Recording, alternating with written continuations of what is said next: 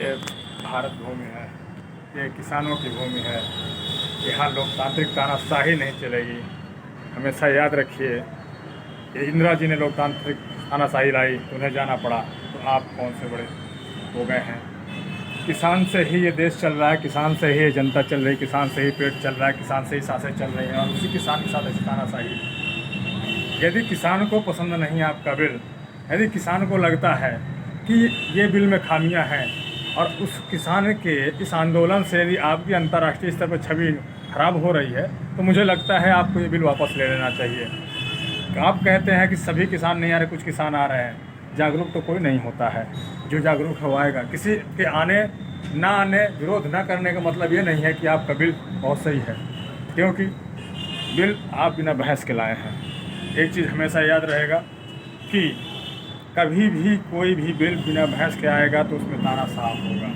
ठीक है, यदि आपने ये बिल लाया है, किसानों के हितों के लिए लाया है, तो इसमें एक कानून बना दीजिए। एमएसपी पे एक कानून, हर चीज़ का एमआरपी होता है। एमएसपी का एमआरपी क्यों, किसानों के फसल का एमआरपी क्यों नहीं है? यदि एमएसपी है भी तो किसान की कोई भी फसल खराब हो या अच्छी हो, एमएसपी से कम दाम पर, सरकारी खरीद हो या निजी खरीद हो, उससे कम दाम पर कभी खरीद नहीं होनी चाहिए। यदि कोई खरीदता है तो उसको कानूनी रूप से जुर्माना होना चाहिए, उसको जेल होनी चाहिए, उसकी सज़ा होनी चाहिए।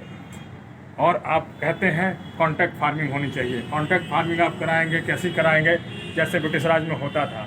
अभी वो व्यावसायिक फसल करेंगे, इसका एक क्लियर होना चाहिए। यदि कोई कॉन्ट्रैक्ट फार्मिंग करता है तो उसमें कितनी खाद्यान्न फसल हो, कितनी कितनी व्यावसायिक फसल हो, और उसमें भी ये नियम होना चाहिए कि आप किस मानक को करेंगे। खाद्य क्योंकि कोई भी लेता है प्रॉफिट के लिए लेगा, और यदि उसमें वो खरपतवार ना से ज़्यादा जाएगा, कल उसर हो जाएगा ज़मीन, किसान कहाँ जाएगा? किसान का तो पेट ही उससे चलता था।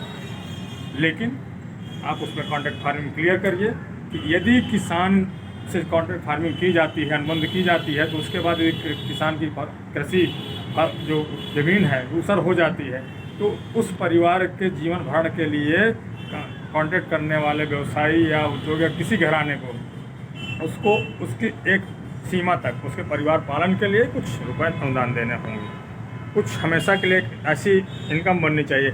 यदि आप कंपनियों के लिए कृषि की ज़मीन को लेते हैं तो उसके घर के लोगों को एम्प्लॉयमेंट देना पड़ेगा। एम्प्लॉयमेंट का मतलब ये नहीं कि आप चपरासी बना दीजिए, जो जैसा सक्षम है उसको वैसा एम्प्लॉयमेंट दीजिए। आपको प्रधानमंत्री जी को हर बात की सुनना, हर बात में आगे आते हैं।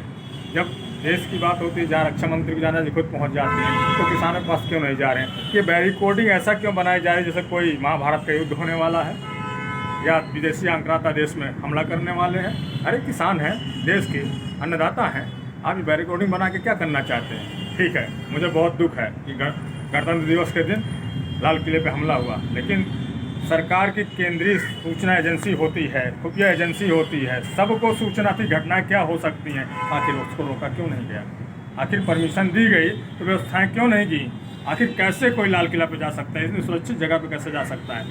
कहीं ना कहीं ये साजिश है, या फिर हमारे सुरक्षा व्यवस्था में चूक है। कोई बड़ी घटना हो जाती तो क्या होता?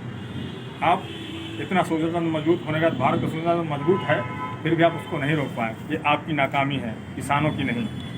और उत्तेजना किसी के साथ हो सकती है। जो 65 दिन 70 दिन से इंतजार कर रहे हैं, आपका फ़र्ज़ बनता है कि आप उनके सहयोग के लिए, उनके हेल्प के लिए, उनके भले के लिए आप काम करें।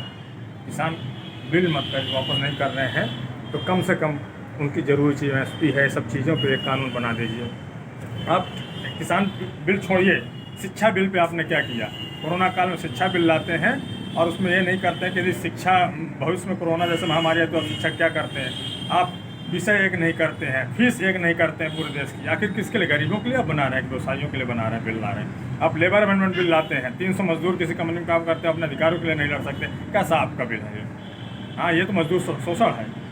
कल घटनाएँ होंगी, दुर्घटनाएँ होंगी, शोषण होगा महिलाओं के, उससे कौन निपटेगा? अधिकारियों को लड़ाई नहीं लड़ सकती। तो आप कंपनी अमेंडमेंट बिल लाते हैं, किसान की ज़मीन ले लेते हैं। किसान की ज़मीन लें तो उसके लिए कुछ अनुबंध होना चाहिए, उनको अपनी सुरक्षा होनी चाहिए, उनके परिवार के भरण पोषण का।